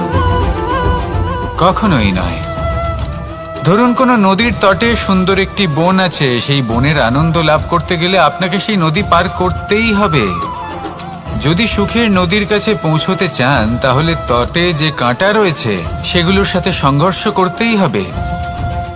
এই সংসারে যদি আপনি সুখ লাভ করতে চান, তাহলে সুখ লাভের এই যাত্রা শুরু করতে হবে সংঘর্ষ দ্বারা। তাহলে সংঘর্ষকে স্বাগত জানান, এর পেছনেই সুখ রয়েছে যা আপনার জন্য অপেক্ষা করছে। এবার হাসুন আর আমার সাথে ভালোবেসে বলুন, রাধা রাধা। মানুষ সুখী জীবনযাপনের প্রতি এতটাই অভ্যস্ত হয়ে পড়ে যে একটা ছোট্ট সমস্যা এলেই সে সবার থেকে সাহায্য চাইতে শুরু করে দেয়। সে সাহায্য লাভও করে এবং সেই সংকট থেকে সে বেরিয়েও আসে। কিন্তু এই সাহায্য কিছু মুহূর্তের, আর কিছু মুহূর্তের হলো এই দুঃখ। এই 2 মুহূর্তের সাহায্যের জন্য আজীবন আপনি তার কাছে ঋণী হয়ে থাকেন। আর মানবিকতার খাতিরে আপনার মনে কৃতজ্ঞতা জেগে ওঠে, আর সেই কৃতজ্ঞতা বোধ হলো যে আপনি কখনো সেই ব্যক্তিকে ছাপিয়ে যেতেই পারবেন না। সেই জন্য জীবনে সবসময় চেষ্টা করবেন নিজেকে প্রস্তুত রাখতে সেই সব সমস্যার জন্য, সেই সব বাধার জন্য যেগুলো আপনার জীবনে আসতে পারে। ততক্ষণ সাহায্য চাইবেন না যতক্ষণ না অন্য কোনো পথ না থাকছে। সাহায্য চাওয়া অনুচিত নয়, কিন্তু সাহায্য চাইলে এবং সাহায্য পেলে আপনি আজীবন কৃতজ্ঞ এবং ঋণী হয়ে থাকবেন। আর তারপর একদিন আপনি পরিবর্তন দেখতে পাবেন যে কিভাবে আপনি ছোট ছোট সমস্যার জন্য সাহায্য না চেয়ে বড় বড় সমস্যার সম্মুখীন হতে প্রস্তুত হয়ে গেছেন। এটাই হলো সংসারের নীতি। এটাই পালন করুন আর আমার সাথে ভালোবেসে বলুন, রাধা রাধা। আপনি কখনো কাউকে পর্বতে আরোহণ করতে দেখেছেন? বা আপনি কখনো নিজে কোনো পর্বতে আরোহণ করেছেন? করে থাকলে আপনি এই বিষয়ে অবশ্যই জানবেন যে যখন আমরা শিখরের দিকে এগোই, ওপরের দিকে এগিয়ে চলি, তখন আমাদের একটু ঝুঁকে পথ চলতে হয়। তখনই আমরা সেই পর্বত আরোহণ করতে পারি। কিন্তু যে ব্যক্তি নিচের দিকে ফিরে আসছেন, তিনি কিন্তু ঝুঁকে চলেন না, তিনি দৃঢ়ভাবে সোজা হয়ে নিচে নামেন। এই ভারসাম্য বজায় রাখার এই খেলাতে সংসারের একটা সার লুকিয়ে রয়েছে। যদি আপনিও জীবনে উঁচুতে উঠতে চান, শিখরে পৌঁছতে চান, তাহলে আপনাকেও নত হয়ে, বিনম্র হয়ে সামনে এগোতে হবে। সেখানে যদি আপনি বুক চিতিয়ে উদ্ধতভাবে অহংকার বোধ নিয়ে চলতে থাকেন, সেখান থেকেই আপনাকে নিচে নামতে হবে। কোনো ব্যক্তি তার বিনম্র স্বভাব দেখেই বোঝা যায় যে সেই ব্যক্তি সাফল্যের শিখর দেশে আরোহণ করছে নাকি নিচে তথা খাদের দিকে যাত্রা করছে। তাই সবসময় বিনম্র থাকুন, শ্রেষ্ঠ কর্ম করুন, পরিশ্রম করুন আর আমার সাথে ভালোবেসে বলুন, রাধা রাধা। মানুষের জীবনে প্রথমে আপনাকে বুঝতে হবে যে মানুষের মধ্যে 4টি মূল তত্ত্ব আছে। প্রথম হলো তার শরীর, যার দ্বারা উনি যে কোনো কর্ম করে থাকেন। দ্বিতীয় তত্ত্ব হলো তার মন, যার দ্বারা কোনো কর্ম করার জন্য সে নিজেকে প্রেরণা দিতে থাকে। তৃতীয় তত্ত্ব হলো বুদ্ধি, যে কর্ম আমরা করতে চাই, যে লক্ষ্যে আমরা পৌঁছতে চাই, সেটা আমরা কিভাবে কোন পথে করব সেটা স্থির করা যায় বুদ্ধি দিয়ে। আর চতুর্থ তত্ত্ব হলো আত্মা। আত্মা হলো এমন এক তত্ত্ব যার কোনো সমাপ্তি নেই। আত্মা হলো অজয়, কিন্তু এরও শুদ্ধিকরণের প্রয়োজন হয়। এই চারটি তত্ত্বের শুদ্ধিকরণ করতে থাকুন, এদের নির্মল রাখুন, শুদ্ধ রাখুন। এবং এটা কিভাবে হবে? শুভ চেতনা দ্বারা, জ্ঞানের দ্বারা, এবং সব থেকে বেশি গুরুত্বপূর্ণ প্রেমের দ্বারা। আসুন আমার সাথে ভালোবেসে বলুন রাধা। তৃতীয় হলো আত্মবিশ্বাস। হেরে যাওয়া বস্তুও আবার জিতে নিতে পারবেন যদি আপনার নিজের আত্মবিশ্বাস থাকে, তাহলে আপনি কখনো পরাজিত হবেন না। এবং তৃতীয় হলো অহংকার। জয়লাভ করার পরেও কিন্তু এটা আপনাকে পরাজিত করতে পারে। সেই জন্য জীবনে সঙ্গবদ্ধ হন, আত্মবিশ্বাস রাখুন, কিন্তু কখনোই অহংকার করবেন না। এই অহংকার আপনার থেকে সব কিছু কেড়ে নিতে পারে। এই অহংকারের জন্যই মথুরাপতি কংস নিজের পতনের দিকে অগ্রসর হয়েছিলেন। এই অহংকারকে ত্যাগ করুন আর আমার সাথে ভালোবেসে বলুন রাধা রাধা। এই সংসারে সব থেকে বেশি কঠিন কাজ কোন থেকে কঠিন কাজ? কারণ যখন আপনি তপস্যা করেন তখন সেখানে আপনার ধৈর্য ভাঙার মতো কেউ থাকেন না, না কোনো বন্ধু, না কোনো আত্মীয়, না কোনো শত্রু, কেউ না। কিন্তু যখন আপনি এই সমাজে, এই পরিবারে থাকেন, কোনো না কোনো ব্যক্তি এসে আপনার ধৈর্যের বাঁধ ভেঙে দেওয়ার ক্ষমতা রাখেন। তারা আপনার ধৈর্যের বাঁধ ভেঙে দেয়, আর কখনো কখনো তারা অনিচ্ছাকৃতভাবেই সেটা করে থাকেন। কারণ তাদের মানসিকতা আপনার থেকে আলাদা, তাদের কর্ম আপনার থেকে আলাদা, তাদের দৃষ্টিভঙ্গি আপনার থেকে আলাদা, জীবন যাপন আপনার থেকে আলাদা। সেক্ষেত্রে আপনি ধৈর্যচ্যুত হন, প্রসন্নতা আপনার থেকে ছিনিয়ে নেওয়া হয়। সেই জন্য এই সংসারে, এই পরিবারের থেকেও ধৈর্য ধরে সামনে অগ্রসর হওয়া কোনো পর্বতের শিখরে গিয়ে তপস্যা করার থেকেও অনেক বেশি কঠিন।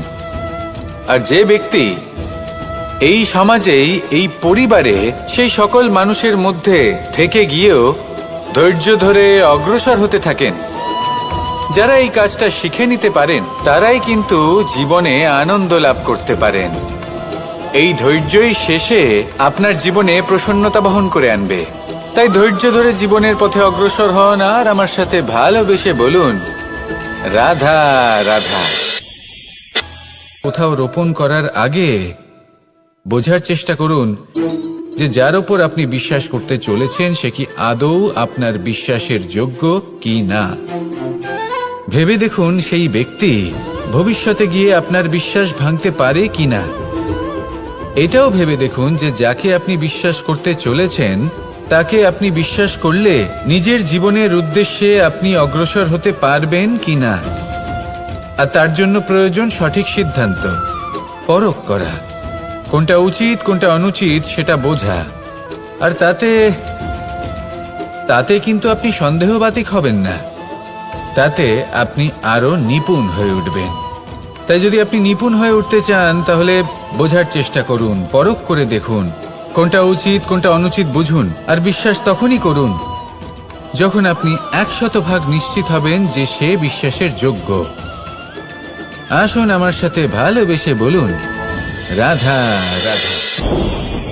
রাধা কখনো কখনো আমার জন্য বড়ই সুগন্ধি আতর নিয়ে আসে, পারিজাত ফুলের মালা নিয়ে। মনে রাখবেন আপনি হলেন সেই দুধ যাকে মন্থন সহ্য করতে হবে মাখন হয়ে ওঠার জন্য। মনে রাখবেন আপনি হলেন সেই ফুলের মতন যাদের পিষ্ট হতে হবে সুগন্ধি আতর হয়ে ওঠার জন্য, যাকে এই সংসার পছন্দ করে। কখনো কখনো জীবনে আপনার সাথে খারাপ শুধুমাত্র এই কারণে ঘটে যাতে আপনার শ্রেষ্ঠ রূপ এই সংসারের সামনে আসতে পারে। শুধুমাত্র কঠিন পরিস্থিতি এবং বিপদকে একটা সুযোগ হিসেবে দেখার চেষ্টা করুন। আপনার জন্য এই সংসার বদলে যাবে, সংসারকে দেখার দৃষ্টিভঙ্গি পাল্টে যাবে, আপনার ভাগ্য পাল্টে যাবে, আর এই মন প্রসন্ন হয়ে বলবে রাধা রাধা। পাশা নামক এই খেলাটি আপনারা নিশ্চয়ই খেলেছেন, না খেলে থাকলে দেখেছেন, আর যদি দেখেও না থাকেন তাহলে নিশ্চিত রূপে শুনেছেন।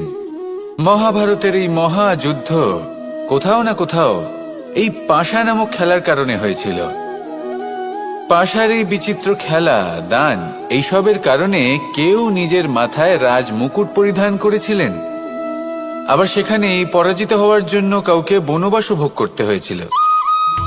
কিন্তু এই খেলা সমাপ্ত হওয়ার পরে সমস্ত ঘুঁটি আর এই পাশার ছক একই পুটলিতে স্থান পেল।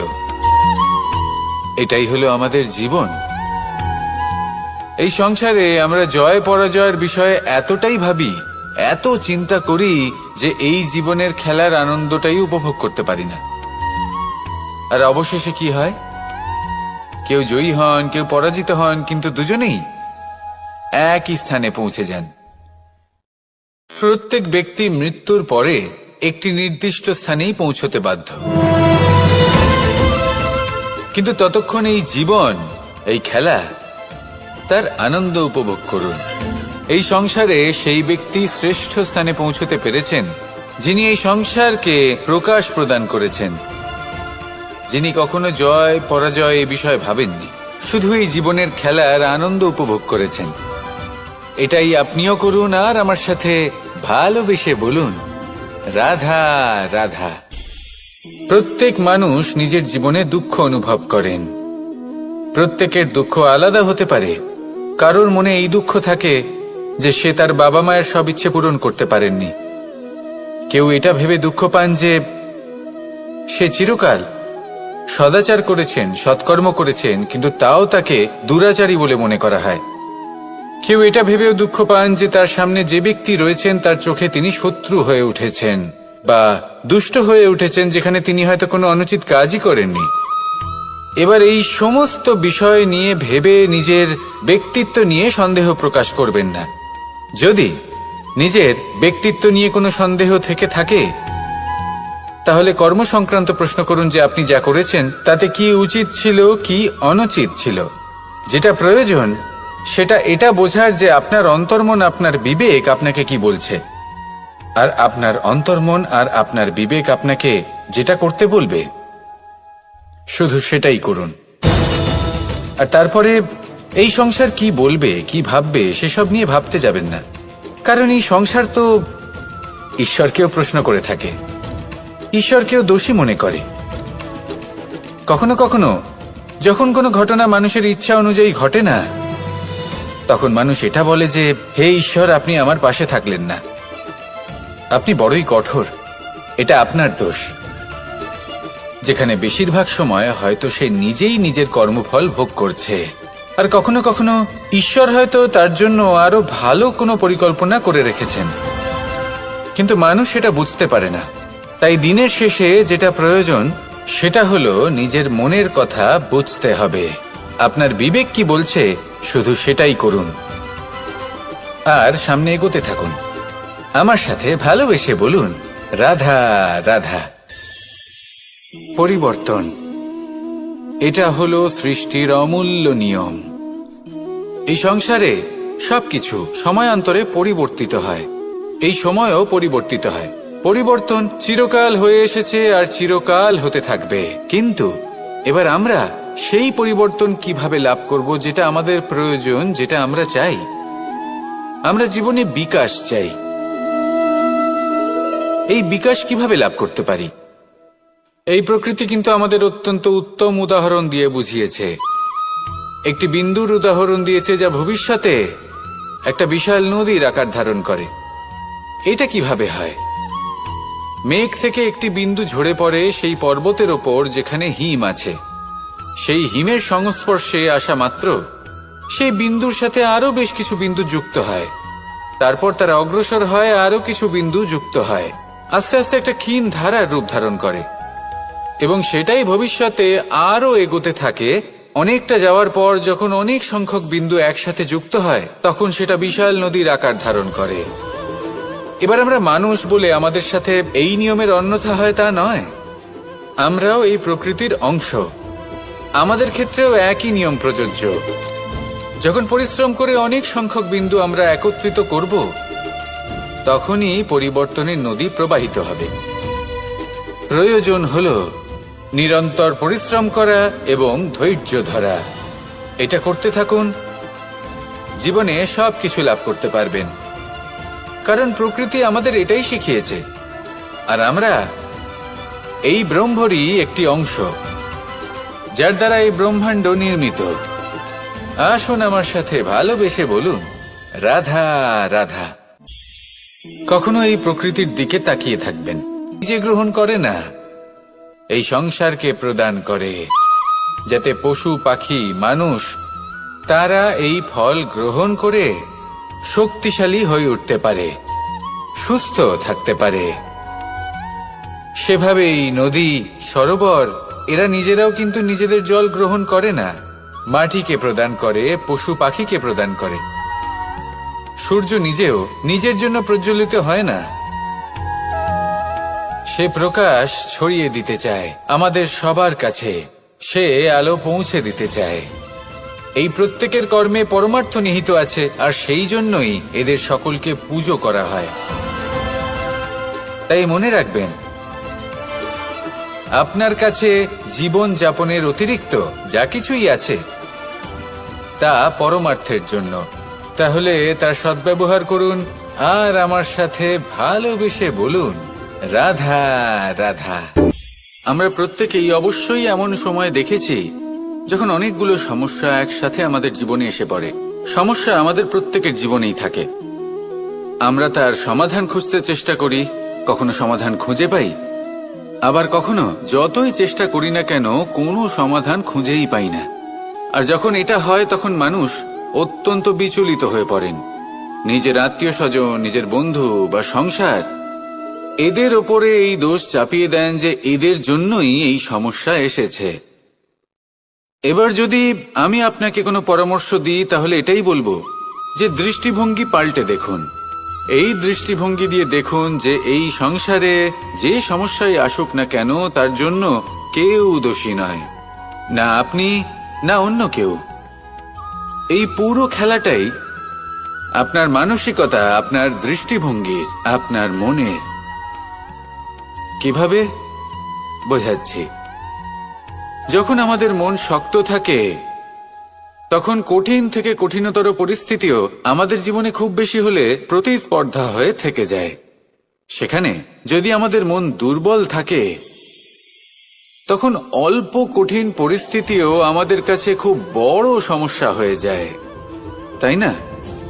একটা শক্ত মন কঠিন পরিস্থিতিকে প্রতিস্পর্ধা হিসেবে দেখে, আর তার মধ্যেও একটা সুযোগ খুঁজে নেয়। আমাদের শুধু এটাই করতে হবে। এই সংসারে অন্য কাউকে দোষী মনে করলে আপনার সমস্যা দূর হয়ে যাবে না। সেই জন্য এই সংসারকে দোষ দেওয়ার বদলে এই সমস্যার মূলে চলে যান, সেটাকে বুঝুন, নিজের এই মনকে শক্ত করে তুলুন। যদি আপনার মন শক্তিশালী হয় তাহলে এই সংসারে অনেক বড় বড় কঠিন থেকে কঠিনতর পরিস্থিতিও যদি আসে, আপনার জীবনে যতই বড় বড় সমস্যা আসুক না কেন আপনার লক্ষ্য লাভে বাধা দিতে পারবে না। আসুন আমার সাথে ভালোবেসে বলুন, রাধা রাধা।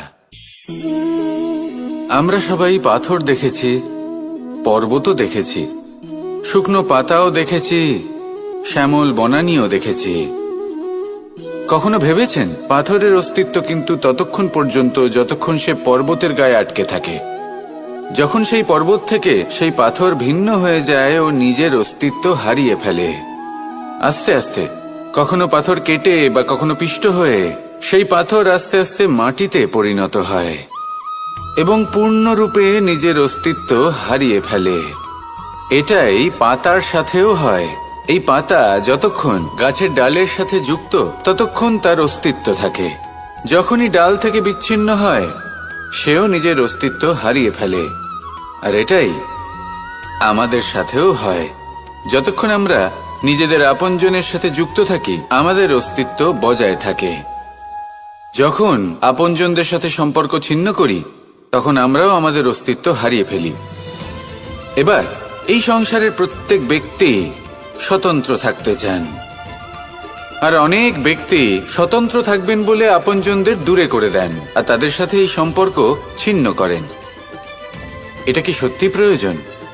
আপনজনদের সাথে সম্পর্ক ছিন্ন করে নিজের অস্তিত্ব হারিয়ে ফেলা প্রয়োজনীয়, নাকি আপনজনদের সাথে সম্পর্ক বজায় রেখে নিজেদের স্বতন্ত্র করে রাখা সেটা আবশ্যক? নির্বাচন আপনারই। আসুন আমার সাথে ভালোবেসে বলুন, রাধা রাধা। আপনি কি কখনো নৌকা যাত্রা করেছেন? করে না থাকলেও নিশ্চয়ই দেখেছেন যে এই জল যা নিজের অন্তরে সব কিছু সমাহিত করে নিতে পারে, এই নৌকা সেই জলের ওপরেই ভেসে থাকে। নদীর স্রোত কাটিয়ে সে সামনে অগ্রসর হয়। কিন্তু যদি এই নৌকায় কোনো ছিদ্র হয় তাহলে কিন্তু সেই নৌকা ডুবে যাবে, আর এতে কোনো তফাৎ হবে না যে সেই ছিদ্র ছোট নাকি বড়, নৌকা ডুবে যাবে। এই ছিদ্র হলো আমাদের জীবনে আমাদের অপগুণ, আমাদের দোষ, আমাদের বিকার। কখনো এটা ভাববেন না যে এই দোষ খুবই ছোট, এতে কিছুই যাবে আসবে না। না, সেই ছোট দোষ, সেই ছোট বিকার যদি সেটাকে শুধরে না নেন তাহলে সেটা আপনাকে আপনার পতনের দিকে নিয়ে যাবে। শেষ পর্যন্ত এটা আপনার উপর নির্ভরশীল যে আপনি কি চান। আপনার জীবনের এই নৌকা এভাবেই ডুবে যেতে দেখবেন, নাকি নিজেকে শুধরে নিয়ে সেই নৌকার সেই ছিদ্রটাকে ভরিয়ে তুলতে চাইবেন? নির্বাচন আপনার। আসুন আমার সাথে ভালোবেসে বলুন, রাধা রাধা। নিজের প্রবাহ থামতে দেয় না, ক্রমাগত অগ্রসর হতে থাকে। সেরকমই একটা শিক্ষা যেটা আমরা জল থেকে পেয়ে থাকি তা হলো এটা, আমরা যখন জলের দিকে তাকাই তখন আমরা নিজের প্রতিবিম্ব দেখি, স্পষ্টভাবে দেখতে পাই। কিন্তু তখনই দেখতে পাই যখন এই জল শান্ত থাকে, স্থির থাকে। যদি এই জল অশান্ত হয়ে থাকে, স্থির না হয়, তাহলে আমরা এতে নিজের প্রতিবিম্ব দেখতে পাই না। এটাই আমাদের মনের সাথেও হয়ে থাকে। যখনই জীবনে কোনো সংকট আসে, যদি আমরা শান্ত মনে, স্থির মনে সিদ্ধান্ত নিই, তাহলে সেটা এমন একটা শীতল সিদ্ধান্ত হবে যেটা আমাদের ভবিষ্যৎকে একটা শ্রেষ্ঠ স্থানে নিয়ে যাবে। যদি এই মন অশান্ত হয়, বিচলিত হয়, পীড়িত হয়, দুঃখিত হয়ে থাকে, রুষ্ট হয়ে থাকে, তাহলে অনেক সময় আমরা এমন সিদ্ধান্ত নিই যেটা আমাদের জন্য অনুচিত প্রমাণিত হয়। যখন আপনি ক্রুদ্ধ ছিলেন বা দুঃখের বশে ছিলেন, তখন অনেক সময় হয়তো এমন সিদ্ধান্ত নিয়েছেন যেটার জন্য ভবিষ্যতে আপনি অনুশোচনা করেছেন। এবার দেখুন, এই আবেগগুলো থেকে আমরা পালাতে পারবো না, কিন্তু এই আবেগগুলো আপনার উপর কতটা প্রভাব ফেলবে সেটা আমরা অবশ্যই ঠিক করতে পারি। এই মনকে আমরা নিয়ন্ত্রণ করতে পারি। এটাই করুন, চিন্তা করুন, এই মনকে শান্ত রাখুন, স্থির হতে চেষ্টা করুন, আর তারপরে সিদ্ধান্ত নিন। আসুন আমার সাথে ভালোবেসে বলুন, রাধা রাধা।